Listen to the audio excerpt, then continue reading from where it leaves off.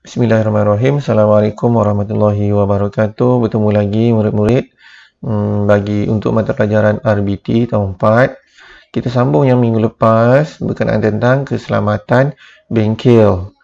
Okey. Boleh sambil rujuk buku teks ataupun tonton saja video ini sebab video ni pun berdasarkan kepada buku teks. Alright. Peraturan keselamatan.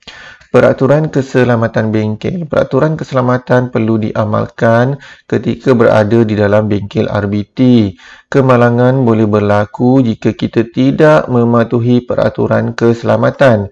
Mari kita berbincang dengan rakan-rakan tentang peraturan di dalam bengkel. Okey, dinyatakan kat sini, kemalangan boleh berlaku jika kita tidak mematuhi peraturan keselamatan. Maka peraturan keselamatan yang dibuat, yang dipaparkan untuk kita amalkan adalah bertujuan untuk mengelakkan daripada berlaku kemalangan. Sama ada kemalangan yang akan menimpa diri kita ataupun kemalangan yang akan menimpa kawan-kawan kita. Okey, dekat sini ada nyatakan dalam bengkel, utamakan keselamatan. Patuhi semua tanda keselamatan yang ada di dalam bengkel. Buka semua pintu dan tingkap bengkel sebelum memulakan aktiviti. Ini penting ya untuk memastikan pengudaraan yang baik berlaku di dalam bengkel. Kadang-kadang dalam bengkel ni ada banyak habuk, ada banyak bahan-bahan yang mungkin beracun. Jadi, kita perlukan pengudaraan yang baik. Udara luar yang bersih boleh masuk ke dalam dan udara yang kotor daripada dalam ni boleh keluar. Bersihkan meja kerja dan bengkel setelah selesai melakukan aktiviti. Kalau ada kesan kotoran, habuk, sampah-sampah, sapu dan buang dalam tong. Kalau ada kesan minyak, kesan air, sila lap dengan segera. Kerana jika kesan minyak tumpah atas lantai, dia akan boleh menyebabkan tergelincir. Okey. Seterusnya, ini kita ada sediakan tempat meletakkan beg. Maksudnya, beg tak boleh bawa masuk ke dalam bengkel. Beg sentiasa kena berada di luar bengkel lah. Kita tak nak beg-beg ni akan mengganggu pergerakan kita semasa berada di dalam bengkel. Okey, letakkan beg di tempat yang disediakan. Alright.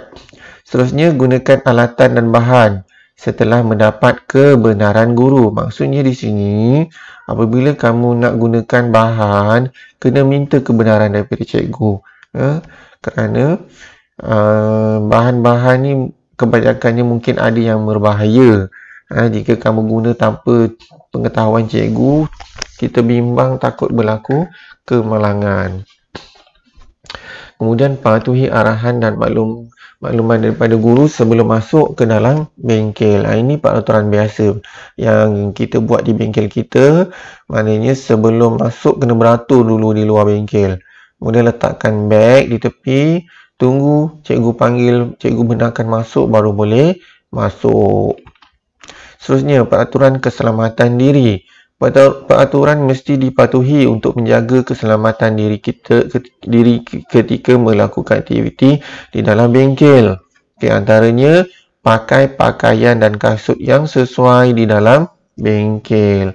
Kalau kita tengok kat sini, dia pakai apron dan mesti berkasut. Maksudnya berkasut bertutup penuh lah. Tak boleh pakai slipper, tak boleh pakai yang boleh menampakkan jari kaki. Okey. Kemudian perempuan, ikat atau masukkan tudung ke dalam apron. Maknanya tudung berada di dalam lah, apron berada di luar. Sekiranya rambut panjang, sila ikat ikat rambut yang panjang. Kemudian peraturan keselamatan alatan. Alatan di dalam bengkel RBT hendaklah digunakan mengikut peraturan seperti yang berikut. Bertanya dan minta tunjuk ajar guru sebelum menggunakan alatan. Okey, biasanya cikgu akan tunjuk dululah bagaimana cara-cara untuk menggunakan sesuatu alatan dengan betul. berhati-hati semasa menggunakan alatan, ya. Mesti berhati-hati, ya, terutamanya alatan-alatan yang berbahaya, bahaya seperti tajam dan sebagainya. Laporkan alatan yang rosak atau hilang kepada guru. Kita tidak dibenarkan untuk menggunakan alatan yang rosak. Alatan yang rosak boleh menyebabkan kemalangan. Bersihkan alatan selepas digunakan. Kemudian simpan alatan di tempatnya semula setelah digunakan. Gunakan alatan dengan cara yang betul. Maknanya kalau alatan tu digunakan untuk memotong je lah. Jangan digunakan untuk selain daripada memotong, mungkin digunakan untuk mengetuk ke atau sebagainya, tak boleh. Dilarang bermain dan bergurau semasa menggunakan alatan. Ini sangat penting. Seterusnya, peraturan keselamatan bahan. Terdapat pelbagai jenis bahan yang mudah terbakar, mudah rosak dan berbahaya. Yang berikut ialah peraturan keselamatan bahan yang perlu dipatuhi. Pertama, bertanyakan cara penggunaan bahan yang betul kepada guru. Biasanya cikgu akan tunjuk dululah bagaimana nak gunakan sesuatu bahan tu, seperti bahan-bahan yang mudah terbakar dan mudah rosak. Kemudian simpan bahan yang berbahaya dan mudah terbakar di tempat yang selamat. Kemudian berhati-hati semasa menggunakan bahan yang berbahaya. Bersihkan bahan yang tumpah di atas lantai dengan segera. Kita ada mop, kita ada kain buruk dalam bengkel, terus kita bersihkan. Kemudian gunakan bahan dengan berhemah dan cermat. Simpan bahan yang mudah rosak di tempat yang sesuai. Dia ada tempat yang dihaskan dalam almari yang bertutup. Okey, kemudian fahami simbol dan tanda keselamatan. Simbol dan tanda keselamatan ialah lambang atau pernyataan untuk memberikan peringatan tentang bahaya yang mungkin berlaku jika kita tidak mematuhinya. Ni ada maksud-maksud dia ni lah. Warna merah maknanya kita tak boleh gunakan ataupun menggunakan dengan keselamatan paling tinggi lah. Pemadam api. Kemudian warna kuning ini perhatian, amaran, waspada, potensi bahaya. Ini minta perhatian lah semua pengguna-pengguna bagi sesuatu peralatan. Kemudian zon hijau. Kawasan bertanda hijau adalah kawasan yang boleh dikatakan selamat lah. Kemudian warna biru ini perkara yang wajib dipatuhi. Kemudian warna putih informasi umum. Okey, ini simbol dan tanda keselamatan yang ada di dalam bengkel. Pertama sekali, utamakan keselamatan. Ini memang ada di dalam bengkel, ada atas sekali dan tulisan dia besar. Sentiasa mengutamakan keselamatan ketika berada di kawasan ini. Ini tanda tempat berkumpul. Tempat berkumpul ni berada di luar. Tak ada dalam bengkel. Kemudian laluan keluar semasa kecemasan ni ada. Maksudnya, bila berlaku kecemasan seperti kebakaran ataupun letupan ataupun kebocoran gas, kita kena keluar ikut laluan yang dinyatakan supaya kita tak bersesak-sesak. Kemudian ni ada tanda lantai licin. Kemudian ni gambar alat pemadam api. Ini jagalah kebersihan ni, maksudnya kita kena buang sampah di dalam bako sampah yang dihaskan. Label ni maksudnya bahan mudah terbakar. Kawasan larangan merokok. Kawasan sekolah kita daripada mula pintu pagar tu dah memang dah kawasan larangan merokok. Okey, itu dia tentang simbol-simbol yang ada lah. Antaranya dia ada banyak lagi. Tak boleh makan dan minum, tak boleh bawa masuk beg, macam-macam lagi ada simbol-simbol tentang larangan keselamatan.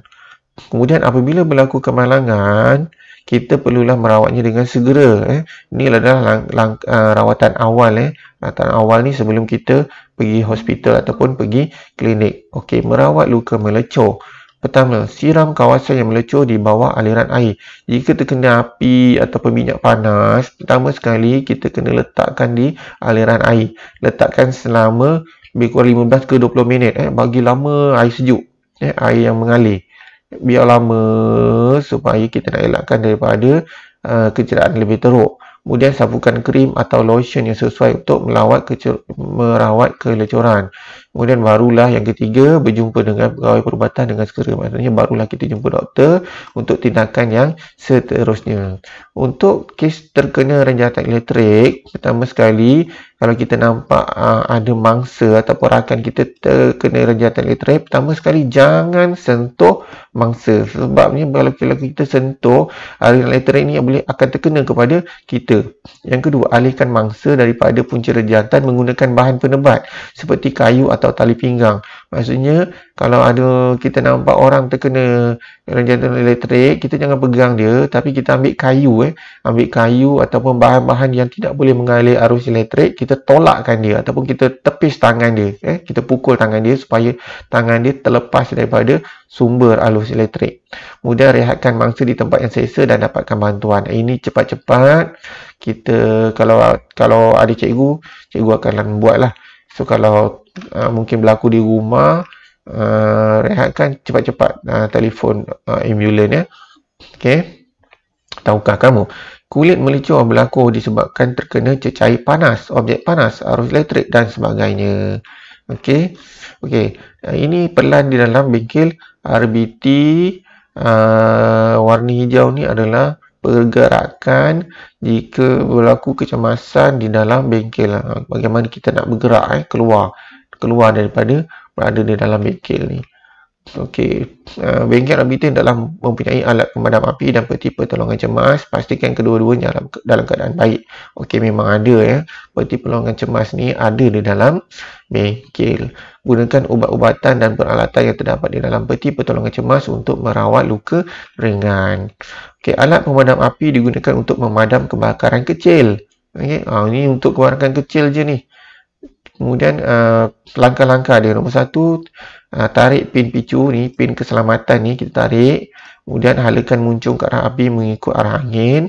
Kemudian kita tekan tuas ni, atas kali ni kita tekan, dan keempat, layangkan muncung ke kiri dan ke kanan untuk memadam api. Amalan keselamatan bengkel.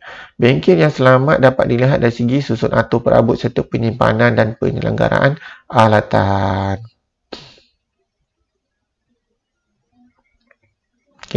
Ini adalah gambar keadaan bengkel yang kemas dan tersusun cantik. Kemudian kalau kita tengok seterusnya, contoh penyelenggaraan alatan, gunting yang dah digunakan mesti dibersihkan.